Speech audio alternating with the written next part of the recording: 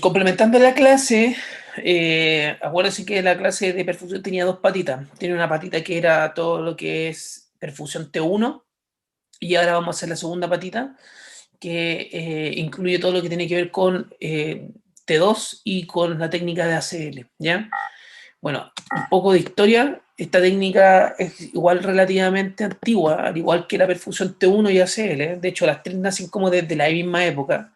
La diferencia está en que para poder ir validando cada una de las técnicas se necesitó un poquito más de experiencia y avances tecnológicos. Por ejemplo, en el caso de la perfusión T1, para poder adquirirlo se necesitaban T1 rápido. Entonces, en el tiempo de los 90 no existían muchas técnicas. De hecho, por ejemplo, las secuencias Vive o las secuencias incoherentes de volumen interpolado aparecieron recién en el 2000.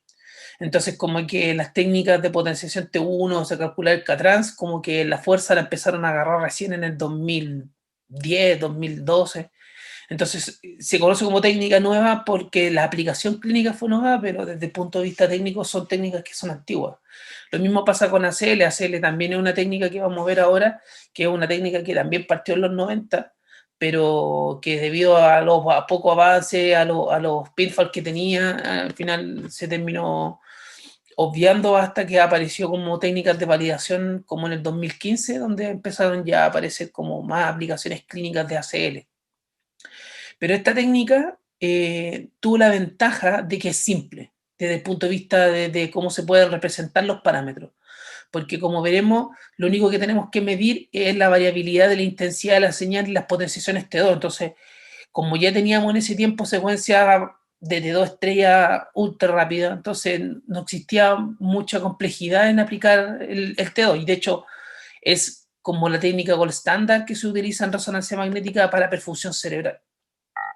Entonces, esta técnica utiliza el modelo monocompartimental. Habíamos visto que existían dos posibles maneras de entender la perfusión. Una que es que asumiéramos todos los elementos que influyen en la perfusión y la otra posibilidad es que asumiéramos que todos estos elementos de la perfusión estuvieran dentro de un solo voxel, ¿ya? Y este es el modelo compartimental y se puede también llamar como semi-cuantitativo.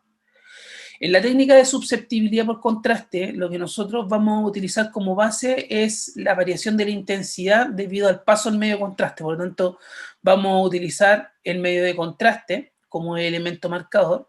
Y segundo, vamos a medir cómo pasa este medio de contraste a través de un tejido. Por lo tanto, lo que vamos a medir es el efecto que tiene el medio de contraste en las potenciaciones T2. Aquí vemos, por ejemplo, un esquema de que cuando nosotros tenemos una potenciación T2, el fenómeno de susceptibilidad se hace mucho más presente. Por lo tanto, cuando nosotros trabajamos en secuencias que tienen un T elevado, este fenómeno de susceptibilidad se ve mayor como presente, ¿cachai? Entonces, ¿cómo se ve este fenómeno? Fíjense que aquí tenemos un T1 axial sin medio de contraste, en donde podemos observar que es una secuencia con susceptibilidad por todos los artefactos que tiene, ¿cierto?, de susceptibilidad magnética. Es potencia 62 porque los líquidos brillan y se ve la diferencia entre sustancia gris y sustancia blanca. Y cuando yo le pongo medio de contraste, fíjense que la señal del tejido por donde circula el lecho vascular se ve disminuido. Y eso se debe porque efectivamente lo que hace el medio de contraste es acortar los tiempos a través de la relaxatividad en T2, acorta los tiempos T2, por lo tanto lo que va a suceder en la imagen potencial T2 es que se va a ver hipointenso. Entonces, este paper yo creo que es el paper base para poder entender lo que es la técnica de susceptibilidad y yo creo que es paper recomendado para que tengan mayor entendimiento sobre la técnica, aparte que describe elementos como esenciales para tener en consideración como aspectos técnicos, cuáles son las características que deben poseer las técnicas de perfusión y aparte tiene unos cuadros comparativos con respecto a cómo se tienen que ver las distintas mapas paramétricos en las patologías por ejemplo, de enfermedades tumorales o enfermedades isquémicas. Entonces, por ejemplo, vamos a pasar a ver todos los parámetros técnicos que debe incluir esta técnica. Primero, es una técnica que debe ser secuencias rápidas, por lo tanto se van a basar en secuencia EPI. Segundo, como vamos a medir la variabilidad del paso del medio de contraste, por lo tanto vamos a medir la susceptibilidad magnética, tenemos que utilizar secuencias que sean sensibles a la susceptibilidad magnética. En ese caso vamos a utilizar la secuencia gradiente. Raramente, de hecho no he visto en ningún lado que se utilice Spineco. Por lo tanto, la base de esta secuencia es una secuencia ecogradiente basada en el llenado de espacio KE.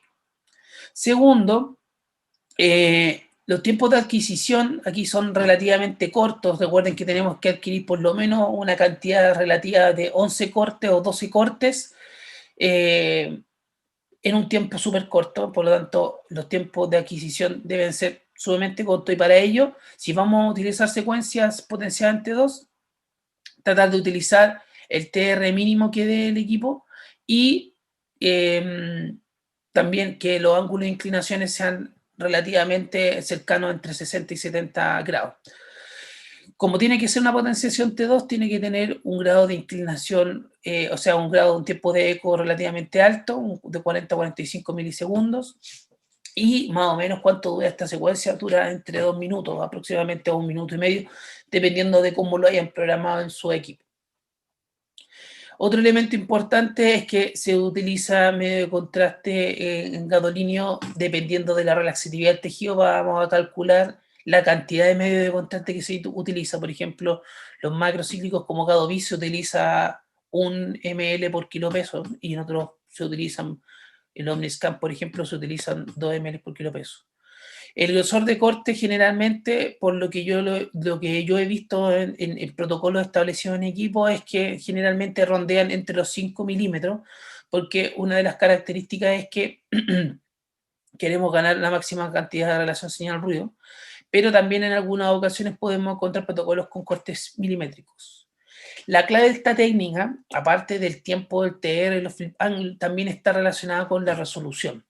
Ya estas son técnicas que tienen matrices chicas, por lo tanto su resolución espacial va a ser sumamente baja, pero trae una ventaja de que al tener una matriz pequeña tenemos menor codificaciones de fase, y eso trae consigo de que el tiempo sea más rápido, o el tiempo de adquisición sea más rápido. También, con respecto al tamaño del FOV, esta técnica en la actualidad está como validada solamente para cerebro.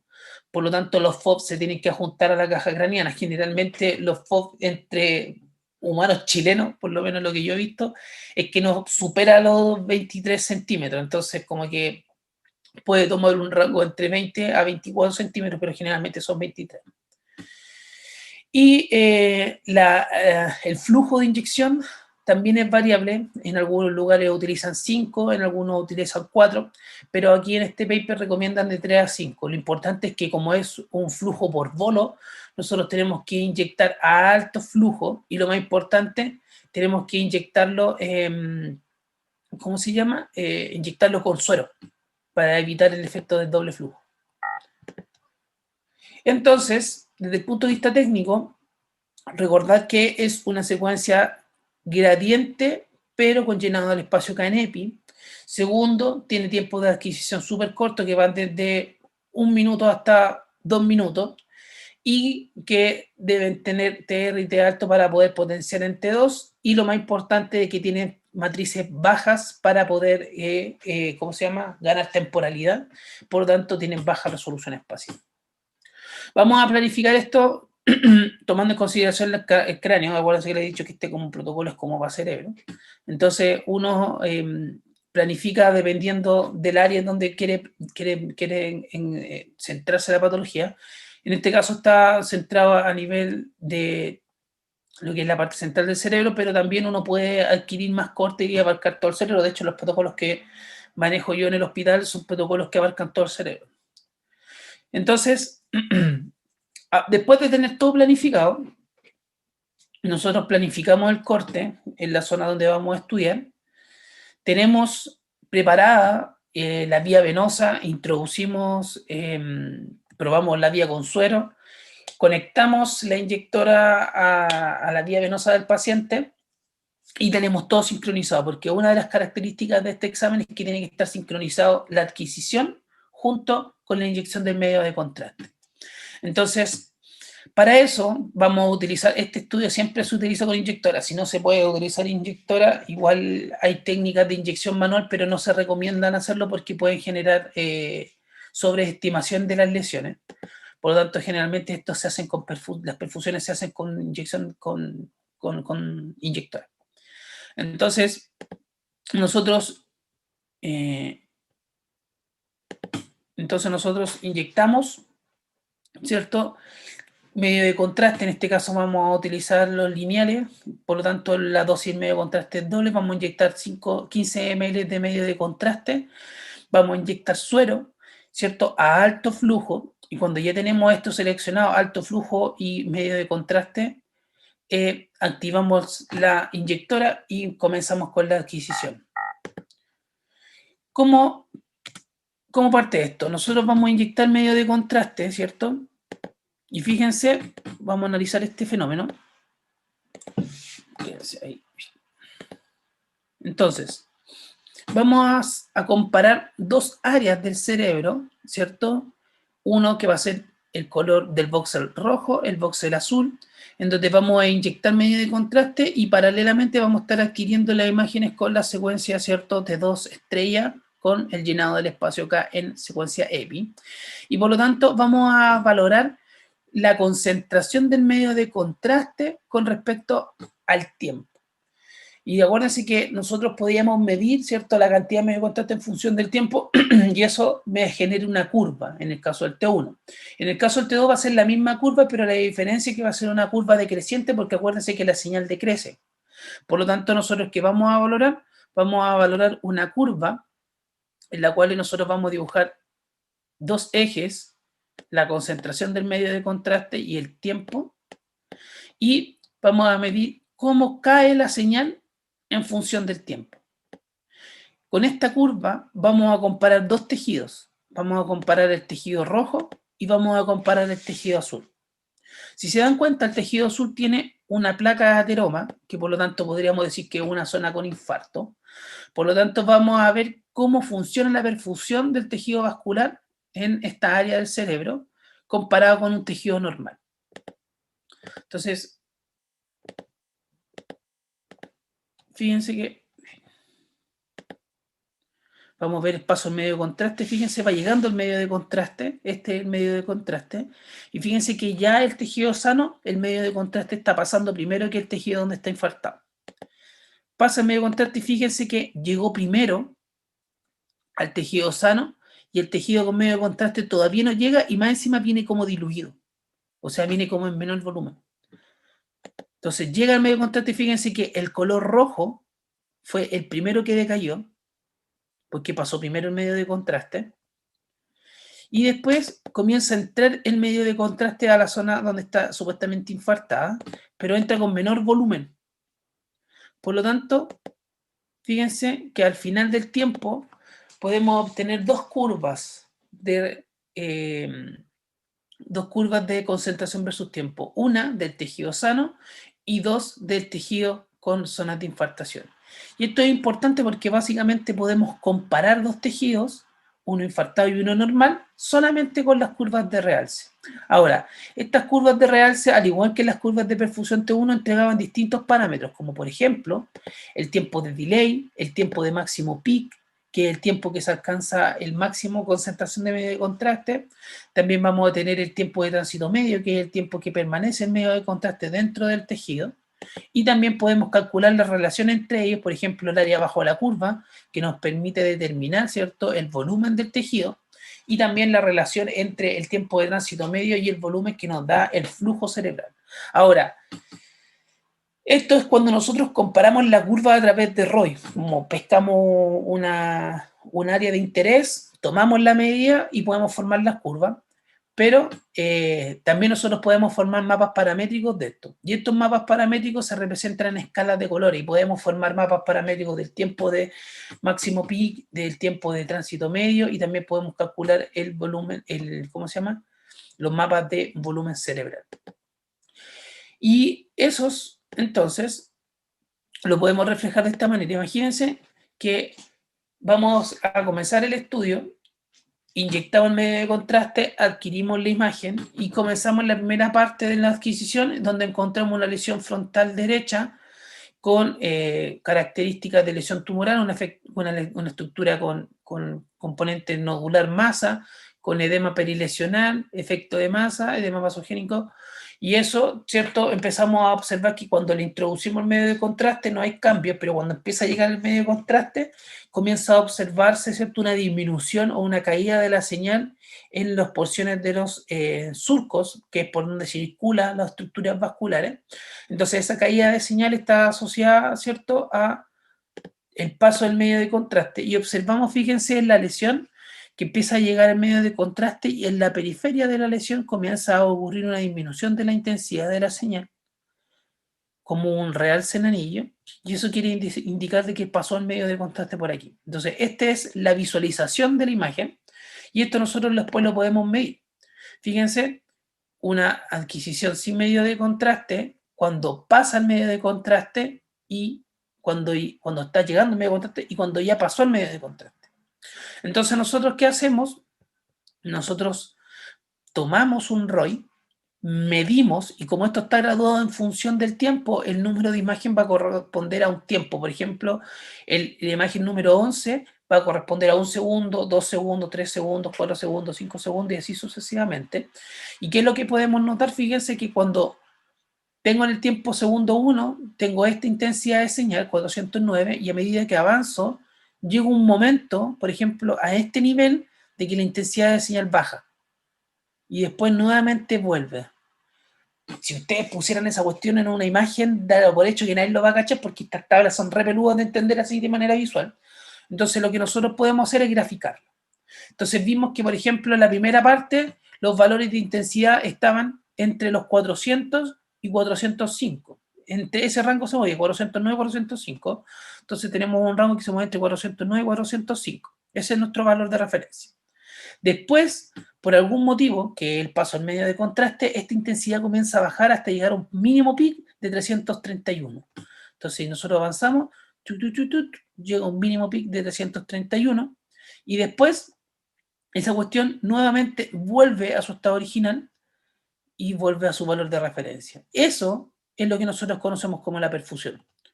Entonces, ¿qué es lo que nosotros hacemos?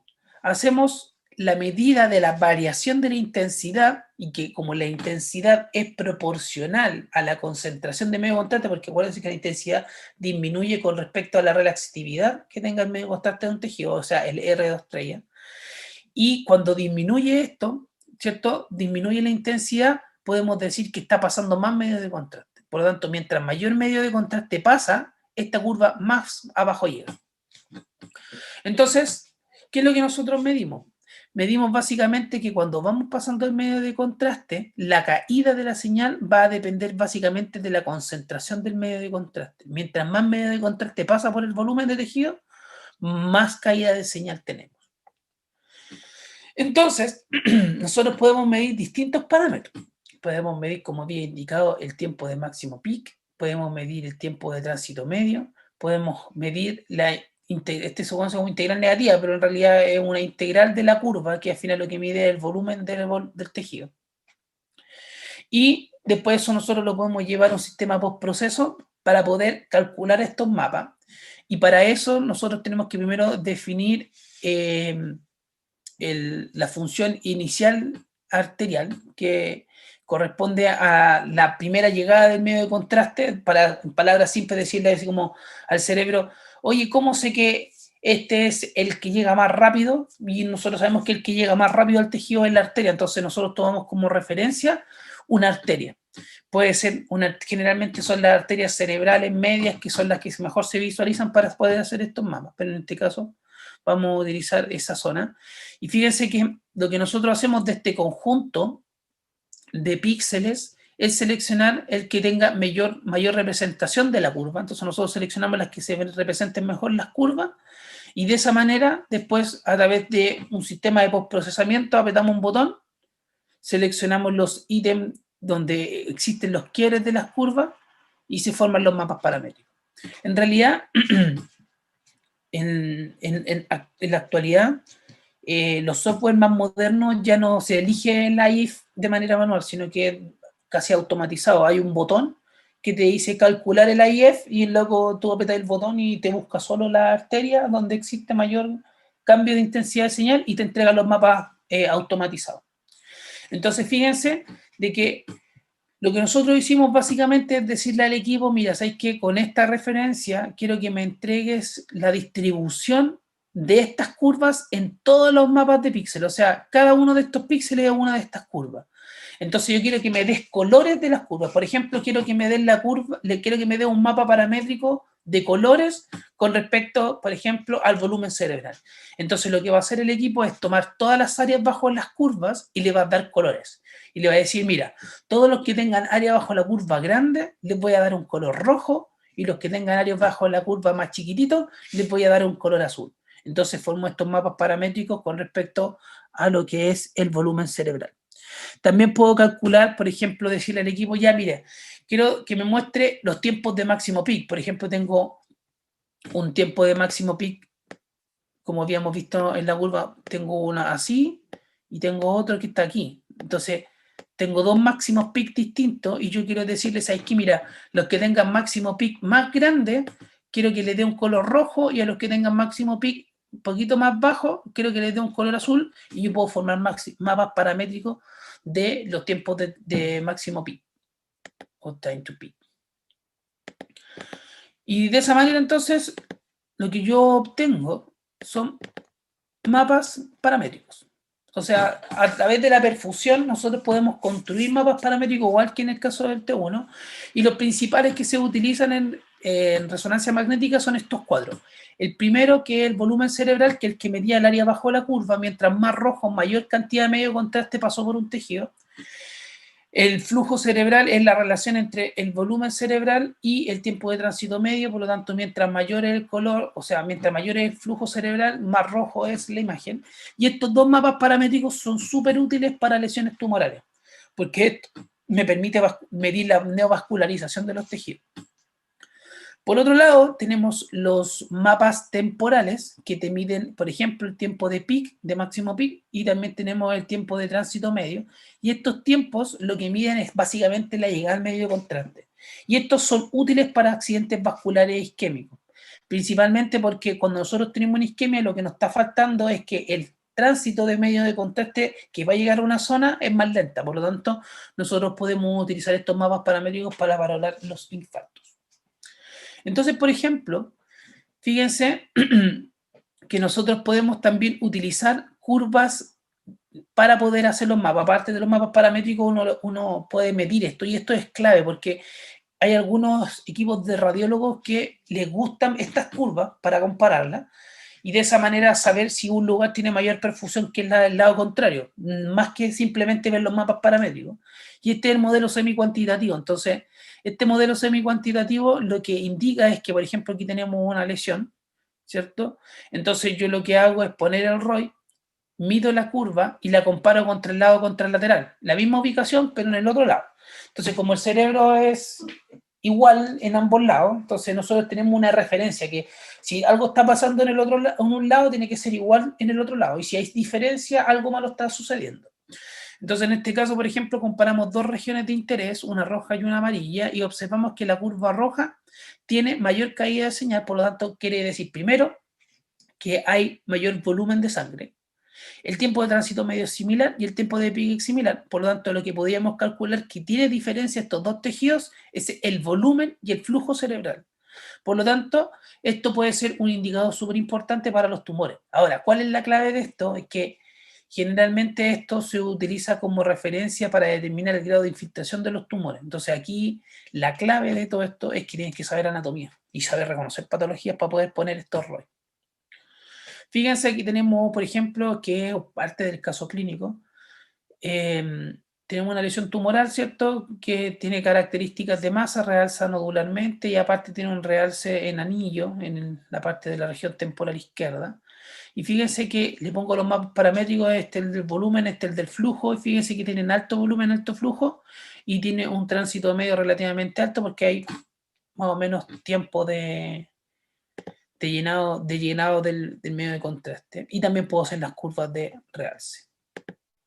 Entonces, ¿qué podemos aplicar estas cosas? Primero, para la valoración de accidentes vasculares. Ahora, el uso de la perfusión en patologías cerebrovasculares es un complemento, no es que la patología no se puede diagnosticar si no tenemos las perfusiones, o sea, simplemente sirve para determinar un área que conocemos como el área de penumbra.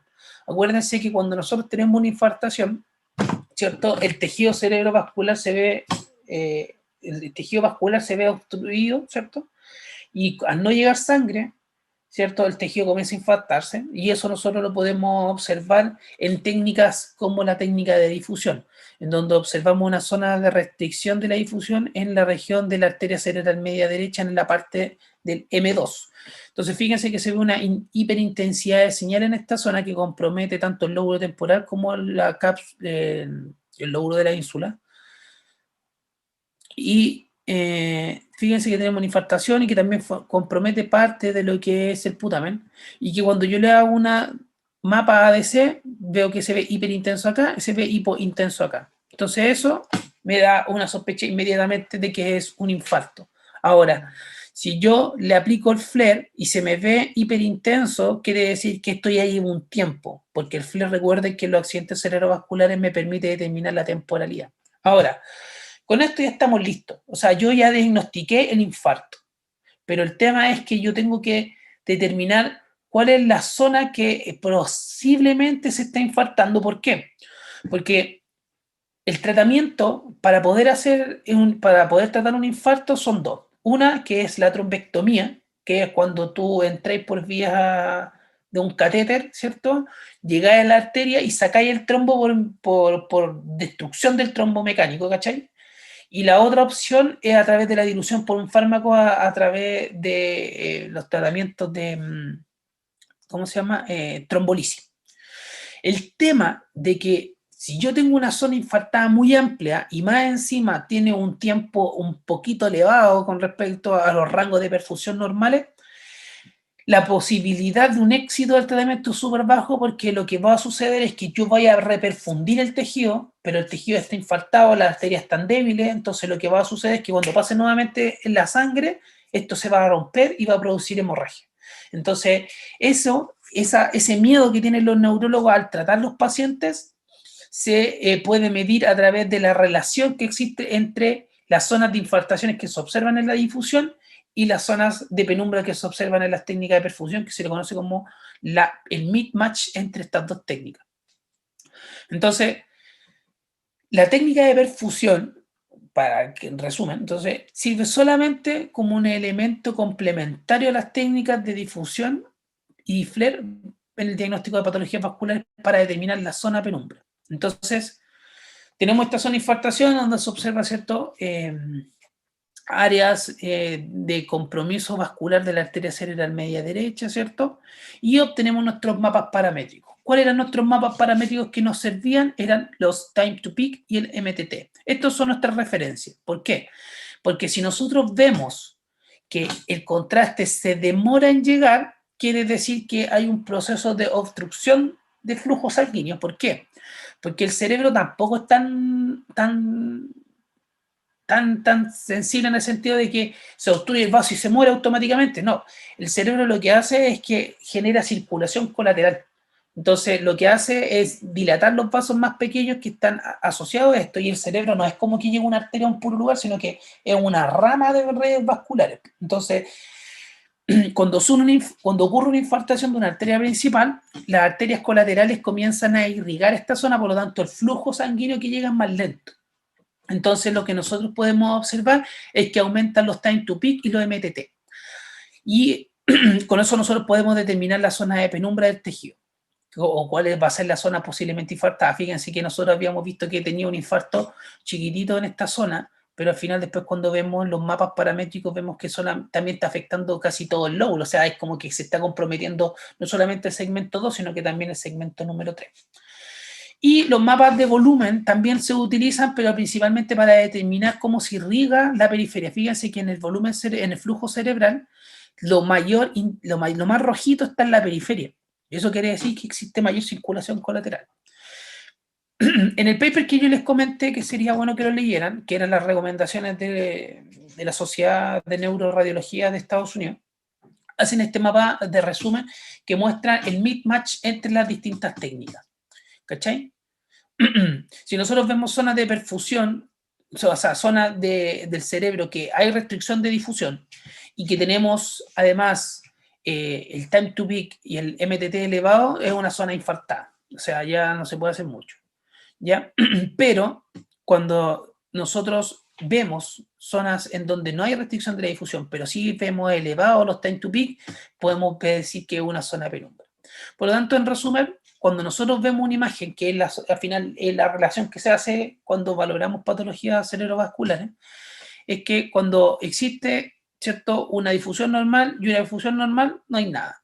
Si nosotros pudiéramos identificar, por ejemplo, una difusión normal y una perfusión anormal, principalmente que tenga altos valores de MTT y time to peak, podemos tener una estenosis, y cuando nosotros tenemos las dos vemos restricción de la difusión y más encima vemos también tiempo de tránsito medio, tenemos un accidente cerebrovascular. En el caso de los tumores, acuérdense que los tumores se caracterizan porque dentro del parénquima cerebral, una de las cosas que genera, por ejemplo, límites es la barrera hematoencefálica. Entonces, cuando yo paso el medio de contraste, cuando hay tejido sano, bueno, en teoría, porque ahora se demostró que el medio de contraste igual pasa al cerebro, pero en bajas cantidades. Pero desde el punto de vista de la visión, cuando nosotros hacemos secuencia de resonancia magnética, vemos que el paso del medio de contraste no atraviesa la barrera hematoencefálica y no se mete dentro del cerebro. Por lo tanto, entre palabras simples, como que el cerebro no realzara el medio de contraste y solamente veríamos un medio de contraste en las periferias donde se encuentran vasos sanguíneos.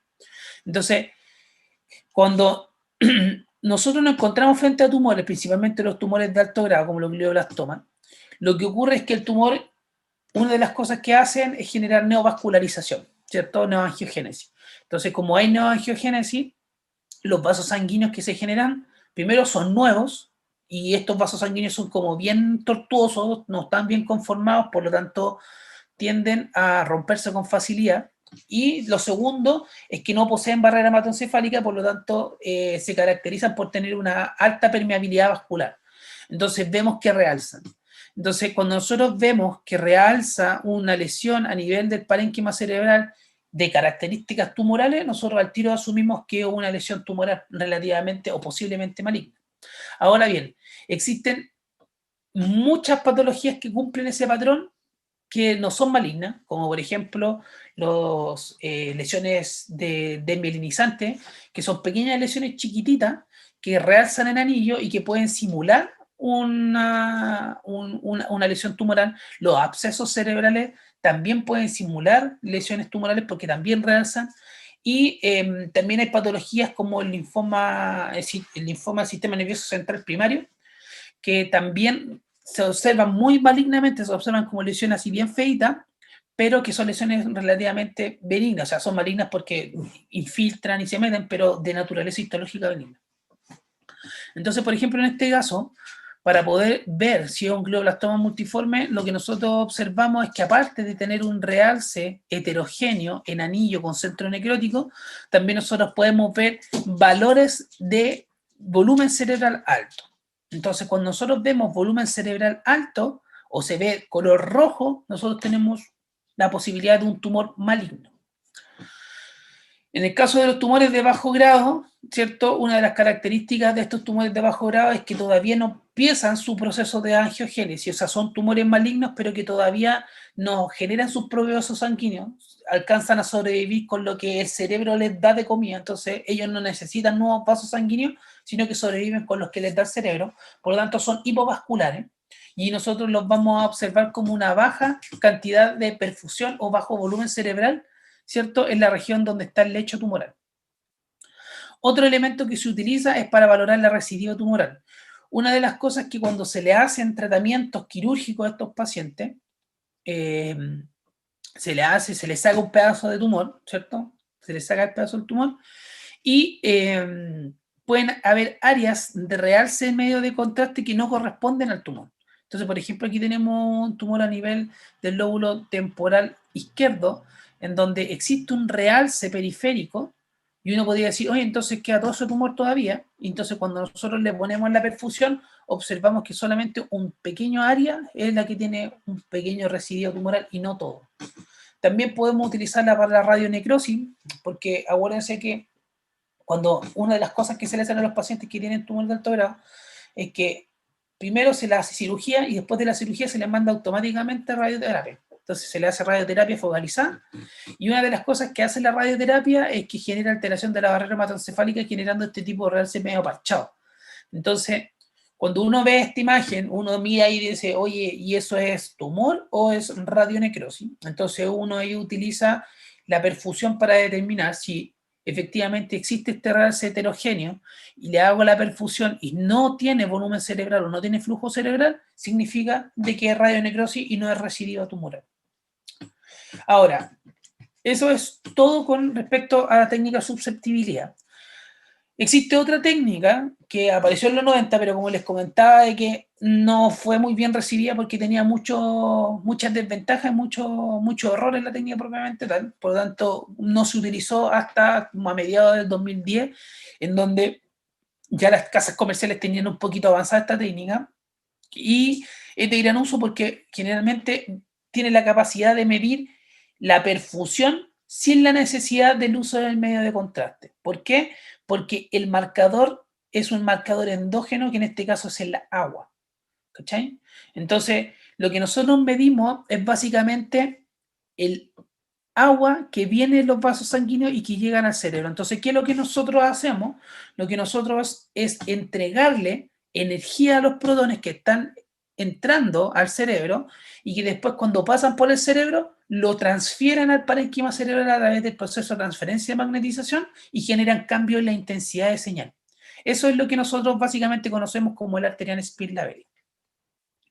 Entonces, ¿qué es lo que nosotros hacemos? Básicamente, lo que hacemos es, primero, tomar una zona de control, o sea, tomamos una foto de la secuencia, sin marcaje, y obtenemos una imagen. Después, lo que nosotros hacemos es marcar el tejido, y para eso nosotros enviamos un pulso de radiofrecuencia por debajo de donde está el corte. Si esta es la región del corte, o sea, todo esto es región del corte, debajo de esto nosotros enviamos un pulso de radiofrecuencia para que excite estos protones y estos protones después viajan, ¿cierto? A través de un tiempo de delay que después vamos a ver que es súper importante porque eso es como lo que permite marcar la perfusión del tejido y después se toma una foto de la zona marcada. Se hace una sustracción de entre esas dos imágenes, la zona de control y la zona de marcada, y obtenemos la perfusión mediante ASL. Entonces, fíjense que ahí tenemos la zona marcada, la zona de control, fíjense que hay diferencia de intensidad, zona marcada, zona de control, y ustedes dicen, profe, no se ve mucho, pero si ustedes miran detalladamente es como una zona como que se ve más blanca, más negra, más blanca, más negra. Y esa diferencia después nosotros la podemos llevar a colores. Y eso es la que forma la perfusión.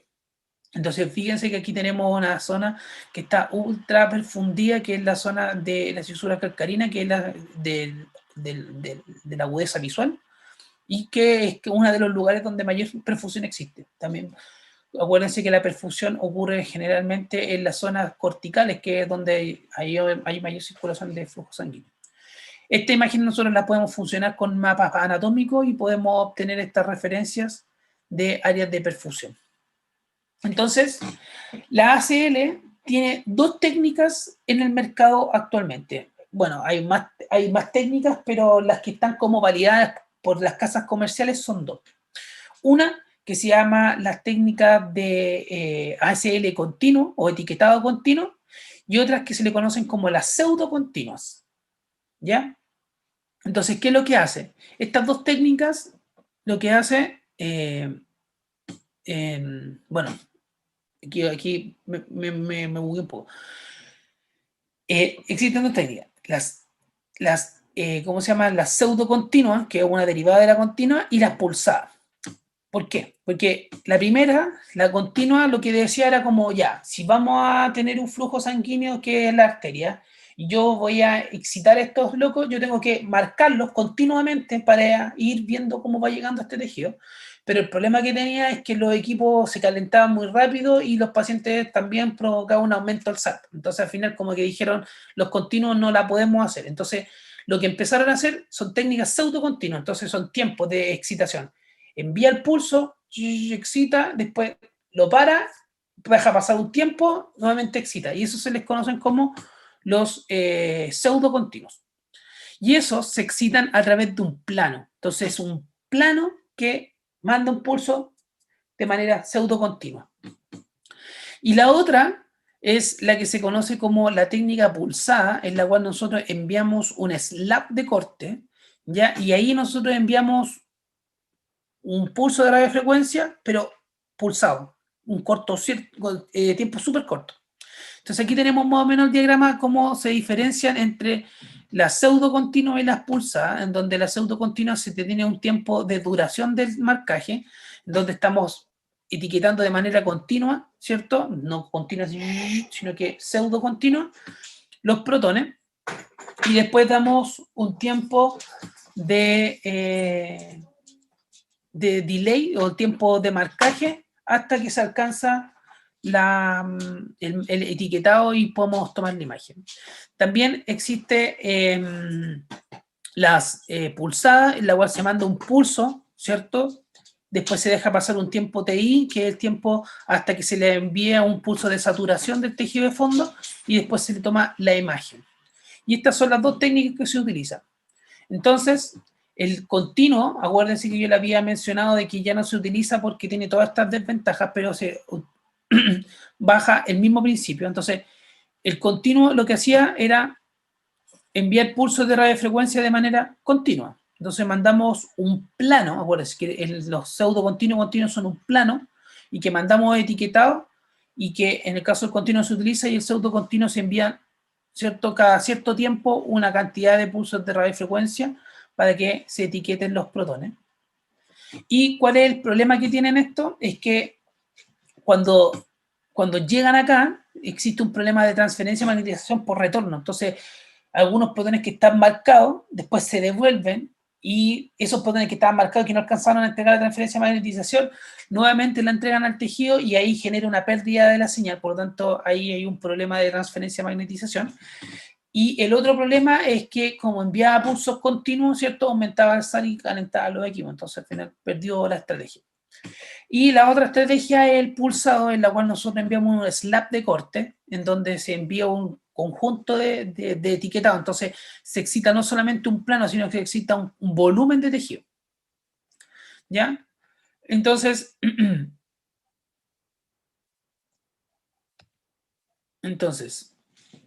¿cuál es la principal diferencia, chiquillos? Que es lo que yo quiero que se quede. El pseudo continuo es un plano y que nosotros tenemos un tiempo demarcado.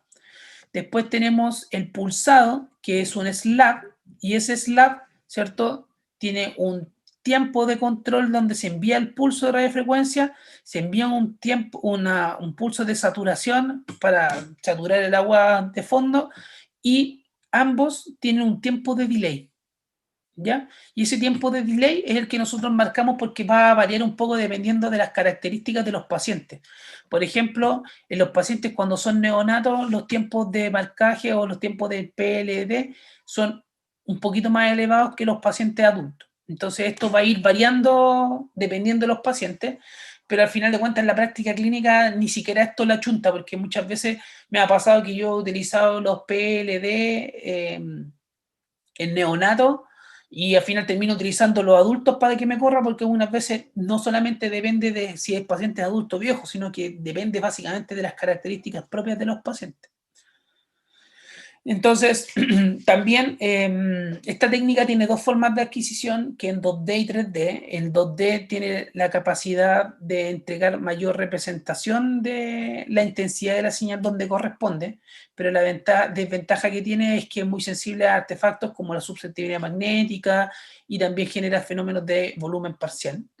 Y en la actualidad, por lo menos en el caso de la experiencia personal, nosotros utilizamos ASL, adquisición volumétrica. Bueno, esto no le voy a meter la bola de eso.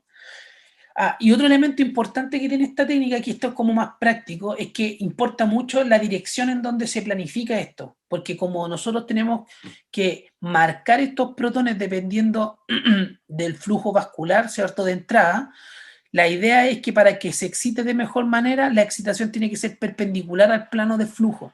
Entonces, por ejemplo, si yo hago una variación de la adquisición con respecto a la angulación, puedo obtener distintos resultados. Por ejemplo, aquí tengo uno que va siguiendo perpendicular al flujo y uno que va no perpendicular al flujo. Y nótese que en la imagen 1 se ven los vasos sanguíneos así y en el 2 se ven los vasos sanguíneos así. Entonces, dependiendo de la angulación, también puede cambiar la perfusión del tejido. Entonces, eso es importante al momento de ¿cómo se llama? De poner la cajita. Otro elemento importante es que el movimiento de la boca también embarra el etiquetado. Entonces hay que decirle a los pacientes cuando comiencen la perfusión que mantengan la boca cerrada y traten de no tragar. ¿Ya? Aquí hay otro ejemplo y aquí hay otro ejemplo.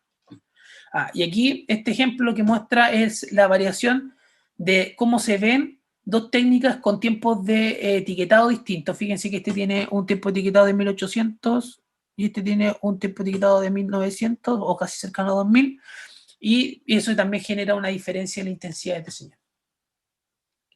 ¿Ya? ¿Para qué se utiliza ACL? Bueno, ACL se utiliza para valoración de accidentes cerebrovasculares, aunque desde el punto de vista de la práctica no es muy útil porque el ACL lo que muestra es el flujo cerebral. El ACL es sinónimo del CBF o el Cerebral Blood Flow, de susceptibilidad. Entonces, para accidentes vasculares nosotros habíamos dicho que los mapas útiles eran los mapas temporales. Entonces, aquí como no entrega mapas temporales, como que en realidad no es muy útil, pero sí se puede utilizar para cuando nosotros queremos ver zonas de infartaciones propiamente tal. También es útil para demencia. Acuérdense que la demencia, una de las cosas que empieza a suceder es la hipoperfusión de ciertas áreas corticales. Entonces, lo que sí se está utilizando, porque son pacientes viejos, entonces uno le hace un estudio de resonancia magnética estándar sin medio de contraste para valorar morfología y después se le agrega la perfusión para determinar cuáles son las áreas de no perfusión del tejido y de esa manera determinar si existe o qué grado de demencia existe. También se utiliza para tumores, ya que como su símil el CBF es súper útil para determinar el flujo cerebral, por lo tanto, cuando se vean colores brillantes o se vean más rojitos, nosotros podemos ver si efectivamente un tumor es de alto grado o bajo grado. Entonces, este cuadro de resumen, chiquillos, con esto permito como conectar las tres técnicas de perfusión. Primero, los nombres. Ya DSC corresponde a la técnica de susceptibilidad magnética. La DSE corresponde a la técnica de realce de medio de contraste. ACL corresponde a el marcaje de las arterias, cerebral, de la arteria que van al cerebro o simplemente de los spin que viajan en el torrente sanguíneo. Esta es clave, que el DSC y el DCE utilizan medio de contraste. En el ACL no se utiliza medio de contraste. En el caso del DCE y el DSC, nosotros medimos el paso del medio de contraste, y en el caso del DCE nosotros podemos medir un poco los constantes de transferencia, pero se hacen a través de cálculos paramétricos. Aquí nosotros lo que medimos básicamente es cómo es el arribo o la difusión del agua en territorio vascular intersticial. En el caso del DSC, nosotros medimos, ¿cierto?, la variación de la intensidad de señal referente al T2, y en el caso del T1 nosotros medimos el realce del medio de contacto. O sea, en el DSC nosotros medimos cómo cae la señal y en este medimos cómo aumenta la señal. En el caso de qué secuencias se utilizan, aquí utilizamos secuencias T2 gradiente con llenado de espacio acá. En el caso del DSC se utilizan secuencia gradiente EPI, pero en la mayoría de los casos se utilizan las secuencias VIBE para poder hacer las perfusiones, tanto en T1 cuantitativo como en T1 cualitativo. Y en esta se utilizan secuencias híbridas y los tiempos de adquisiciones aquí son relativamente cortos para el DSC y son largos para ACL y DSE. Y desde el punto de vista clínico, y esto es lo más relevante, en el caso del punto de vista clínico, la de susceptibilidad se utiliza para dos cosas, y que son las cosas que están validadas. Una, que es para tumores cerebrales, que es para poder valorar, ¿cierto?, si tenemos o no tenemos un alto grado o bajo grado de tumor, y para infartos cerebrales, para poder ver la zona de penumbra. En el caso del DCE, como yo le había comentado, era una técnica que todavía está en validación desde el punto de vista cuando utilizamos mapas paramétricos cuantitativos como el CATRANS y el KEP, pero desde el punto de vista práctico se utiliza, por ejemplo, en el criterio PIRAT para poder determinar si la lesión es maligna o no en tumores de próstata, y también se utiliza como criterio para poder determinar el tipo de curva de realce en las lesiones mamarias para el criterio BIRAT. ¿Ya? Y en el caso del ACL se ha utilizado para distintas cosas, pero principalmente para lo que se está utilizando en la actualidad es para demencia. ¿Ya? Aquí vamos a ver un pequeño caso rapidito para que esto nos sirva para entender el caso que vamos a revisar. Entonces, fíjense que tenemos una potenciación T2 de una lesión frontal derecha que tiene, ¿cierto?, en forma de masa, que tiene líquido perilesional. Tenemos un flare con las mismas características, ¿cierto? Y una difusión que al parecer no restringe de manera clara la lesión tumoral porque todavía no está bien diferenciado. Tenemos el ADC, tenemos el T2 estrella con pequeños puntitos negros que corresponden a pequeños focos hemorrágicos. Y cuando le ponemos medio de contraste, fíjense que tenemos una lesión, ¿cierto? Hipointensa en el centro, con intensidad similar al parénquima, hipointensa en la periferia, le pongo medio de contraste y realza en la periferia en forma de anillo. Y eso, esa característica radiológica es como característica de una lesión de alto grado. Y lo mismo en T1. Y cuando yo le pongo la perfusión, fíjense que en el CBB aumenta, ¿cierto?, el flujo cerebral, aumenta el volumen cerebral. En el ACL, fíjense, aumenta, porque este mapa del ACL es símil al de acá, son iguales. Y después tenemos los CATRANS, fíjense, tenemos un CATRANS elevado en una zona donde tenemos mayor variabilidad, tenemos el KEP alterado, el volumen extravascular alterado y tenemos el área bajo la curva o el volumen de medio de contraste que llega al tumor. ¿Ya? Eso, chiquillos.